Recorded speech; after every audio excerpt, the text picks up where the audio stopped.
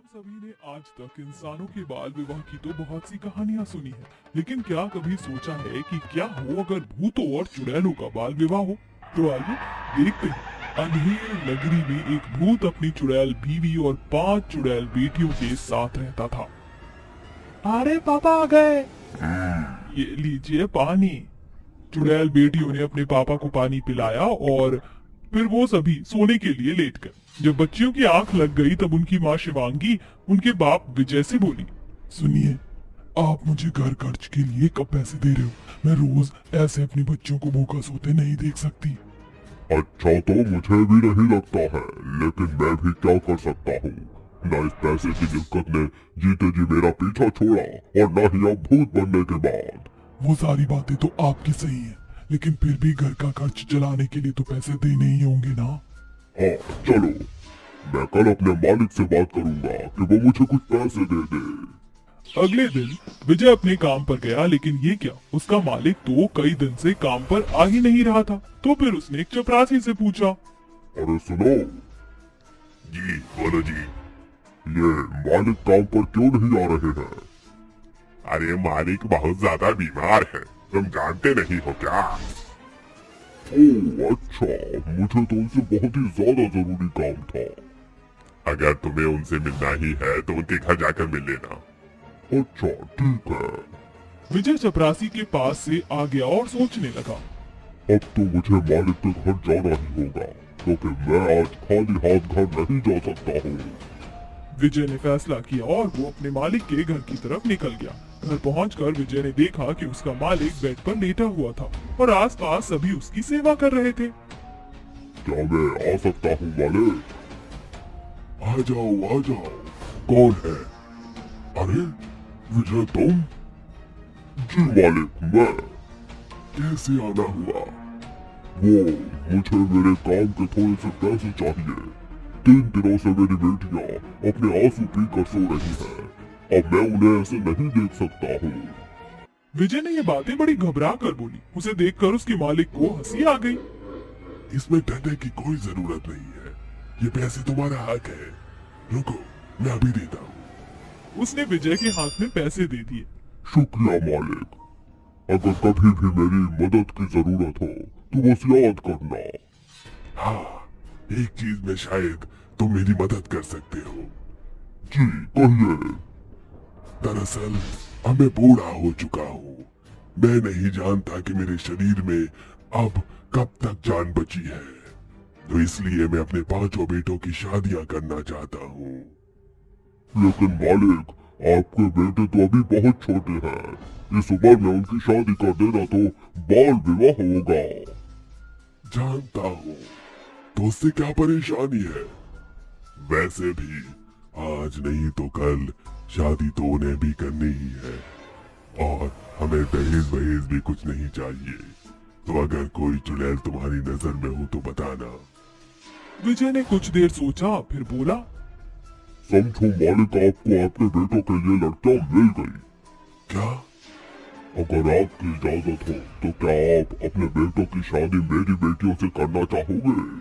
विजय ने फोन में अपनी बेटियों की फोटो दिखाई। उसके मालिक को भी वो 5 चुड़ैल बहनें पसंद आ गईं और उसने वहीं अपने बेटों का रिश्ता उन 5 से तय कर दिया। एक तरफ ये सब चल रहा था तो वहीं दूसरी तरफ, माँ मैं बड़े होकर एक बहुत अच्छी टीचर बनूंगी और इस पैसे की किल्लत को बिल्कुल खत्म कर दूंगी। बिल्कुल, मुझे पूरा यकीन है कि मेरी 5 बच्चियां जरूर अपने पापा का सहारा बनेंगी। शिवांगी की 5 बेटियां तला ऊपर की थी। उसकी सबसे बड़ी बेटी की उम्र 12 साल और सबसे छोटी बेटी की उम्र 8 साल थी। एक तरफ जहां मासूम आंखें उड़ने के सपने देख रही थी, तो वहीं दूसरी तरफ उनके बाप ने उनके पैरों में अनजाने में बेड़ियां बांधने की तैयारी कर दी थी। शाम को विजय बड़ा ही मुस्कुराता हुआ हाथ में मिठाई का डिब्बा लिए घर आया। उसने अपनी बीवी को पूरी बात बताई। उसे सुनकर शिवांगी भी बहुत खुश हुई और दोनों ही मियाँ बीवी ने पैसे के लालच में आकर अपनी मासूम बच्चियों की शादी उस बूढ़े भूत के बेटों से कर दी। शादी के बाद आज 5 चुड़ैलों का अपनी ससुराल में पहला दिन था। अरे उठो, ये तुम्हारे बाप का घर नहीं है जो घोड़े बेच कर सोती रहो, समझी? क्या है, इतनी जोर से चिल्लाकर क्यों जगा रहे हो? अच्छा, मुझसे ज्यादा जुबान मत चला, समझी? मैं तेरा पति हूँ। मैं नहीं मानती कि तुम मेरे पति हो। रीता अपनी बहनों में सबसे बड़ी थी। उसने तो फिर भी ये सब कुछ संभाल लिया था, लेकिन उसकी दोनों छोटी बहनें शीना और मीना अपने पतियों के बुरे बर्ताव से थोड़ा सहम गई थी। पांचों बहनें आड़ी टेढ़ी साड़ी पहनकर बाहर आईं। अरे बहू, इतनी देर कर दी उठने में। अपने ससुराल में लड़कियां जल्दी उठा करती है। चलो अब जल्दी से सभी के लिए नाश्ता बनाओ। पांचों बहनें किचन में चली गईं और उनके भूत पति और ससुर खाने की टेबल पर बैठे इंतजार करने लगे। दीदी, हमें तो कुछ बनाना ही नहीं आता, तो हम इन्हें क्या खिलाएंगे? तू फिक्र मत कर, तेरी दीदी है ना, तुझे कुछ बनाने की जरूरत नहीं है। तुम दोनों ये करो। रीता ने अपनी छोटी बहनों को सब्जियां काटने को दी और वो खुद अंडे फ्राई करने लगी, लेकिन एक भी अंडा ठीक से फ्राई नहीं हुआ। कोई कच्चा था तो कोई पूरा जला हुआ। सब्जियां काटते हुए शीना और मीना के हाथ कट गए, लेकिन किसी तरह से वो पांचों नाश्ता बनाकर बाहर लाई। इतनी देर लगा दी। वो अरे ये तो लोग है ही कम दिमाग। चलो छोड़ो, लाओ खाना दो। गीता ने डरते हुए प्लेट आगे की। प्लेट में जला हुआ अंडा और कुछ आड़ी टेढ़ी कटी हुई सब्जियां थी। ये सब क्या है? उनके ससुर ने प्लेट देखते ही गुस्से से उसे दूर फेंक दिया। तुम्हें तो एक काम करना नहीं आता। रुको, मैं तुम्हें अभी बताता हूँ। पांचों बहनें बहुत डर गईं। उनके ससुर ने अपने बेटों को उन्हें मारने को बोला। उसके ऐसा कहते ही सभी बेटों ने अपनी बेल्ट निकाली और उन मासूमों को खूब मारा। अब तुम्हारे साथ यही होगा, तभी तुम्हें अकल आएगी।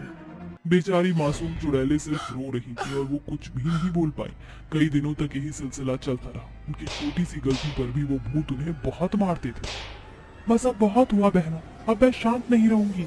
नहीं दीदी, कुछ भी मत करना, नहीं तो वो हमें फिर से मारेंगे। तू डर मत, ये लोग कुछ भी नहीं कर पाएंगे। रीता अपनी बहनों के साथ भूत लोक के सरदार के पास गई और उसने उसे अपने बाल विवाह और खुद पर हो रहे अत्याचारों के बारे में सब कुछ बता दिया। हमारी ही तरह न जाने कितनी नन्ही नन्ही जाने इस सब में फंसकर अपना बचपन खो देती हैं। जिस उम्र में बच्चों को पढ़ लेकर कुछ बनना करने की सोचनी चाहिए, उसी उम्र में उनसे उनके अधिकार छीन लिए जाते हैं। ये सब कुछ सही नहीं है, आप कुछ कीजिए। भूतों के सरदार ने रीता की बात सुनी और समझी भी। मैं तुम्हारी बात समझ गया। आज से मैं ये घोषणा करता हूँ कि किसी भी भूत या चुड़ैल की शादी 20 की उम्र से पहले नहीं की जाएगी, और जिनकी शादी 20 की उम्र से पहले की हो गई हो वो भी अमान्य हो जाएगी, और उनकी शादी कराने वालों को सजा भी मिलेगी। चुड़ैलें अपने सरदार की बात सुनकर बहुत खुश हुई। अब वो सभी शादी के बंधन से छूट चुकी थी, क्योंकि उनकी उम्र 20 नहीं थी। शिवांगी और विजय को भी उनकी गलती का एहसास हो गया था और सब कुछ ठीक हो गया।